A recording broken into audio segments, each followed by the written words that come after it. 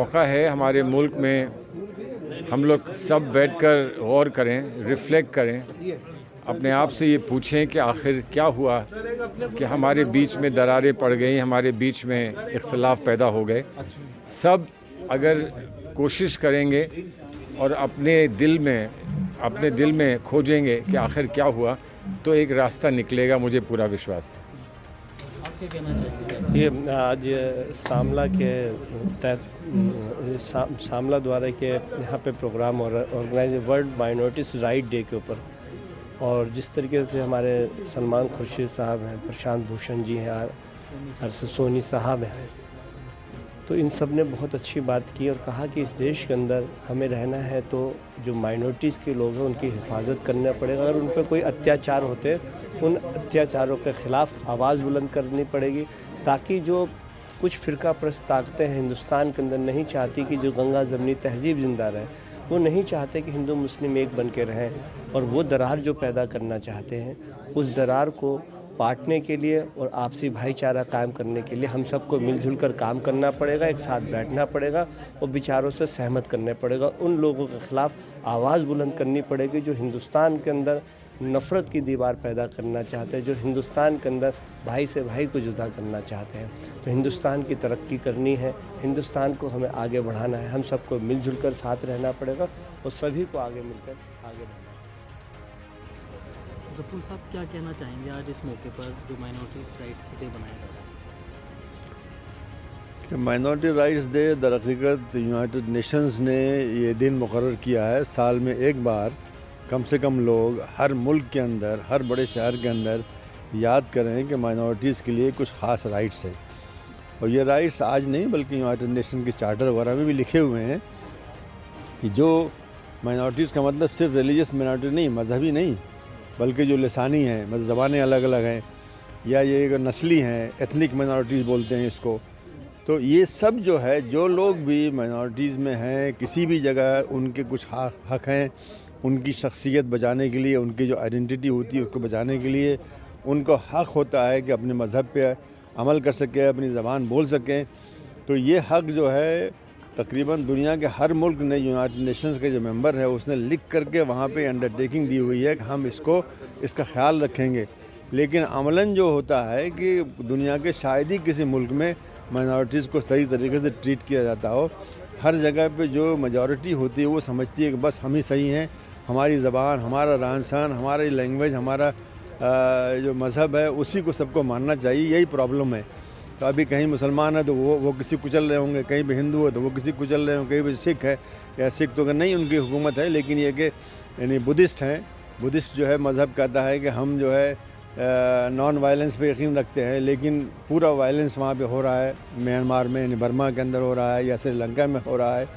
तो जहाँ पर भी कोई भी तबका जो है गालिब होता है वो समझता है कि बस हम ही सही हैं और दूसरा गलत है, जो दुरुस्त नहीं है, बल्कि सबको हक़ मिलना चाहिए। इसी बात को याद दिलाने के लिए ये दिन जो है एक बनाया गया है, ताकि बार बार जो है हर साल लोग कम से कम एक बार जमा हों, एक बार जो है इसके बारे में चर्चा करें और ये देखें कि ये हमारी ज़िम्मेदारी है कि हमारा दूसरा भाई जो हमसे छोटा है, किसी मुल्क में बड़ा भी हो सकता है, उसके जो हुकूक़ हैं वो महफूज होने चाहिए, उसको शिकायत नहीं होनी चाहिए, उसको अपने मज़हब पे, ज़बान पे या अपने कल्चर पे अमल करने का या इसको इस्तेमाल करने का पूरा हक़ होना चाहिए। यही जो है इस बात की रूह है जो आज भी यहाँ चर्चा इसी पर हुई है।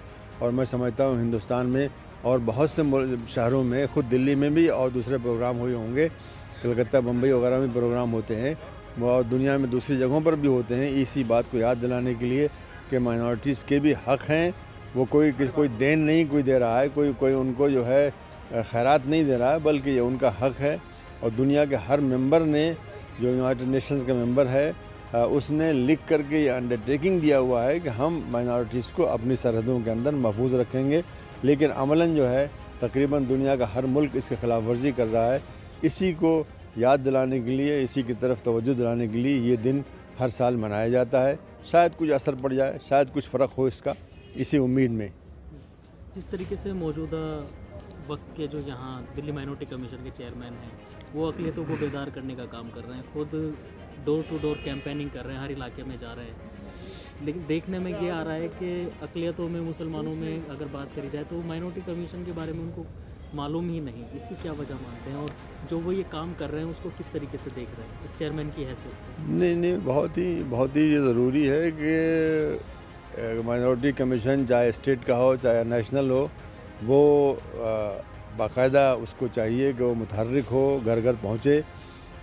आज भी हो रहा होगा, मेरे ज़माने में भी होता था कि हम जगह जगह दिल्ली के बहुत दूर दूर इलाकों में जहाँ 2-2 घंटा आप ड्राइव करके पहुँचते हैं, वहाँ पर जो है इस तरह के जो है कैंप्स लगाते थे जहाँ पे लोगों को बताएं कि उनके हक़ क्या हैं, गवर्नमेंट से क्या सुविधाएं मिलती हैं, अब क्या हो सकता है कि लोन का है, स्कॉलरशिप का है, ऐसे और बहुत सी चीज़ें हैं जिसके बारे में।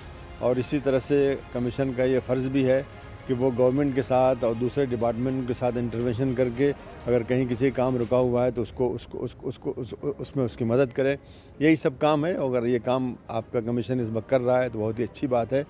और मुझे इत्तला मिली है कि जगह जगह पे ये फंक्शन हो रहे हैं।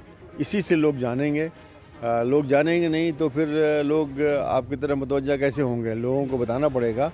इसलिए कि हमारे बहुत लोग जो है वो अखबार वगैरह नहीं पढ़ते हैं, इसलिए आपको वहाँ पे उनके महल्ले में जाना होगा। और अगर ये कर रहे हैं तो बड़ा अच्छा कर रहे हैं।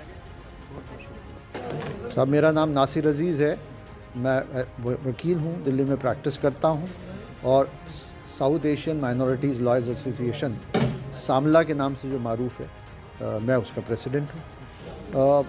मैं ये बता दूँ आपको कि सामला पिछले तकरीबन 13 बरसों से ये अवार्ड हम देते चले आ रहे हैं। ये वर्ल्ड माइनॉरिटीज़ डे होता है, राइट्स डे होता है आज के दिन 18 को।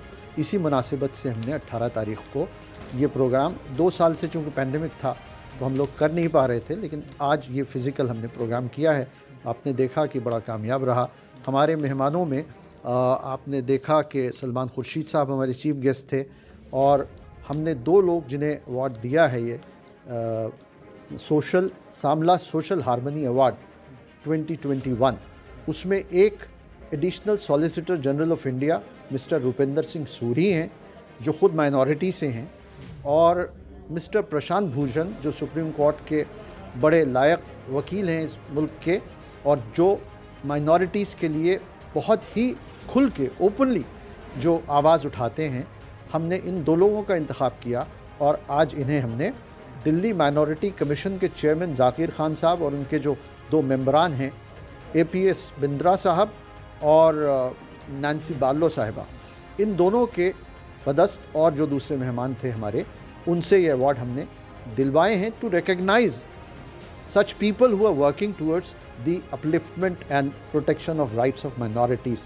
हमारे स्पीकर जो आज का सब्जेक्ट था हमारा, minorities under threat in South Asian countries, उनको ज़फ़रुल इस्लाम साहब जो ख़ुद चेयरमैन रहे हैं दिल्ली माइनॉरिटी कमीशन के, और अशोक अरोड़ा साहब जो सेक्रेटरी रहे हैं सुप्रीम कोर्ट बार एसोसिएशन के, उन्होंने इस हमारे मौजू पर बहुत ही सैर हासिल गुफ्तगू की और लोगों को बताया कि इस वक्त क्या ख़तरा है और क्या ख़तरात हैं माइनॉरिटीज़ को पूरे साउथ एशियन रीजन में।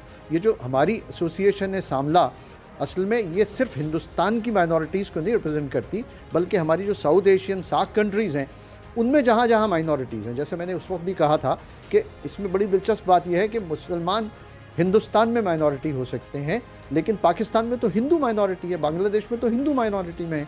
तो इन तमाम रीजन में जहाँ जहाँ भी माइनॉरिटीज़ के साथ, यहाँ वो मुसलमान हो सकते हैं, वहाँ हिंदू भाई हमारे हो सकते हैं, जहाँ जहाँ उनके साथ कोई जुल्म होता है हम आवाज़ उठाते हैं। और हमारी कोशिश है कि वहाँ की सरकारें इस पूरे रीजन की इन माइनॉरिटीज़ के प्रोटेक्शन के लिए जो कॉन्स्टिट्यूशनल गारंटीज़ हैं उनको पूरा करें, और हम उसी के लिए ये आवाज़ बुलंद करते हैं। आज का ये प्रोग्राम भी हमारा इसी मकसद से ऑर्गेनाइज़ किया गया था। जिस तरीके से मुल्क में माइनॉरिटी के साथ, ख़ास करके मुसलमानों के साथ जो हालात बने हुए हैं, तो कितनी ज़रूरत बन जाती है और भी तमाम तंजीमों को इस तरह के प्रोग्राम करने की, उनकी आवाज़ बुलंद करने की? मेरा ख्याल है कि इससे ज़्यादा तो किसी वक्त ज़रूरत हुई नहीं, क्योंकि इस वक्त जिस तरह के हालात इन तमाम हमारी कंट्रीज़ में नज़र आ रहे हैं, वो यहाँ से लेके और अफ़गानिस्तान और पाकिस्तान, बांग्लादेश, म्यांमार, इन तमाम कंट्रीज़ में ज़रूरत है इस बात की कि जो कॉन्स्टिट्यूशनल गारंटीज़ हैं माइनॉरिटीज़ के लिए वो उन्हें दी जाएं, और उसके लिए सामला और दूसरी तमाम तंजीमें, या मैं कहता हूँ जो अब ये दिल्ली माइनॉरिटी कमीशन है, नेशनल कमीशन फॉर माइनॉरिटीज़ है, इन सब की भी बहुत बड़ी जिम्मेदारी है कि वो अपनी कॉन्स्टिट्यूशनल जो जिम्मेदारी है, आईनी जिम्मेदारी है, उसको पूरा करें। और हुकूमतें जो हैं उनको बताएं कि वो इस किस्म की पॉलिसीज़ को अडॉप्ट करें, और जो पॉलिसीज़ मुसलमानों के, माइनॉरिटीज़ के जहाँ जहाँ भी हैं उनके ख़िलाफ़ हैं, उनके लिए गवर्नमेंट्स को इनकी तवज्जो मबजूल कराना चाहिए, और गवर्नमेंट्स को मजबूर करना चाहिए कि वो अपनी माइनॉरिटीज़ की अक़लियतों की तहफ़्फ़ुज़ के लिए इक़दाम उठाएँ। जहाँ भी माइनॉरिटीज़ है वो डिस्क्रिमिनेशन तो फेस करती ही है, लेकिन सवाल ये पैदा है क्या डिस्क्रिमिनेशन बिल्कुल अपरेंट है।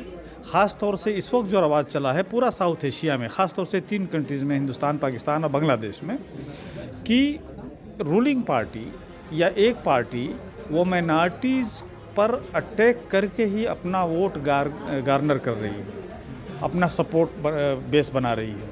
ये अगर सिचुएशन चलता रहा तो फिर इस पूरे इलाके के लिए बहुत बुरा है। हिंदुस्तान में, हमारे देश में मुसलमान पढ़े लिखे नहीं हैं, कम हैं पढ़े लिखे, लेकिन इसका मतलब ये नहीं कि उनको जीने का हक़ नहीं है। लेकिन चूँकि वो पार्टी जो कि पावर में आई ही है मुसलमानों को टारगेट करके, ऐसे सिचुएशन में वो उसको और परपेचुएट कर रहे हैं ताकि वो सरकार में बने रहें। मेरा सामला का जो मसला है वो सामला ये लेके चल रही है इशू को कि अगर यही चीज़ पूरे साउथ एशिया में चलता रहा, यानी कि पाकिस्तान अपने माइनॉरिटीज़ पर हमला करता रहा, हिंदुस्तान अपने माइनॉरिटीज़ पर, बांग्लादेश करता रहा, श्रीलंका करता रहा, तो ये सिचुएशन जो है बहुत बुरा हो जाएगा एक रोज़। क्योंकि जो डेवलपमेंट है इस वक्त टेक्नोलॉजी की, ख़ास तौर से इंफॉर्मेशन टेक्नोलॉजी की, अब चीज़ें लोकलाइज नहीं रह गई हैं। अगर कहीं भी एक खित्ते में होता है, अगर कहीं बांग्लादेश में होता है तो उसका असर हिंदुस्तान पर पड़ता है। अगर पाकिस्तान के किसी रिमोट गांव में कोई इंसिडेंट होता है तो पूरा एरिया जानता है, पूरा दुनिया जानता है। और अब ये जो ट्रेंड चला है कि एक जगह के माइनॉरिटीज़ के ख़िलाफ़ अगर कुछ हो रहा है तो दूसरी जगह के माइनॉरिटी को पर हमले हो रहे हैं। अगर ये सिचुएशन चल गया तो पूरा ख़तरा ये है कि कहीं इस इलाके का पीस न डिस्टर्ब हो जाए। और जब एक बार इलाके का पीस डिस्टर्ब हो जाएगा, खुदा न खास्ता 2-3 मेजर पावर में अगर कहीं कन्फ्लिक्ट हो गया, वार का सिचुएशन अख्तियार कर लिया, तो इस इलाके के लिए बहुत बुरा होगा। हमारा इलाका ह्यूमन इंडेक्स में सबसे पीछे है, गरीबी यहाँ पर सबसे ज़्यादा है पूरी दुनिया में। साउथ एशिया के 8 कंट्रीज़ में अगर देखा जाए तो अनएम्प्लॉयमेंट ज़्यादा है, हेल्थ की फैसिलिटीज़ नहीं है, ह्यूमन इंडेक्स में हम सबसे पीछे हैं। लेकिन इस तरह से अगर माइनॉरिटीज़ पर अपने रिस्पेक्टिव कंट्रीज़ में अगर इस तरह से जुल्म होता रहा, उनके साथ डिस्क्रिमिनेशन होता रहा, तो कहीं एक वोल्केनो का शक्ल ना अख्तियार कर ले, और वो दिन बहुत बुरा होगा। तो सामला यही काम करना चाहती है पूरे इस रीजन में कि माइनॉरिटीज़ के लिए किया जाए। और दूसरी बात ये कि हिंदुस्तान में माइनॉरिटीज़ की पोजीशन थोड़ा सा अच्छा या डिफेंडेबल इस तरह से हो जाता है कि हमारा एक कॉन्स्टिट्यूशन है, कॉन्स्टिट्यूशन जो है माइनॉरिटीज़ के राइट्स को प्रोटेक्ट करता है।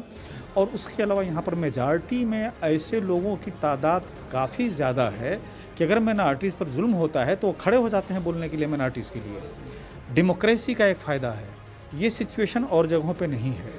तो मैं सिर्फ इतना कहना चाहता हूँ कि सामला ये लेके चल रही है कि सार्क नेशन या 8 कंट्रीज़ बैठें, इनके लीडरशिप बैठे, आगे कुछ विज़न दिखाए और मिलकर ऐसा लॉ पास करे जो कि इन तमाम कंट्रीज़ में चले, जिसमें कि माइनॉरिटीज़ को फेयर ट्रीटमेंट मिले, माइनॉरिटीज़ के साथ डिस्क्रिमिनेशन न हो।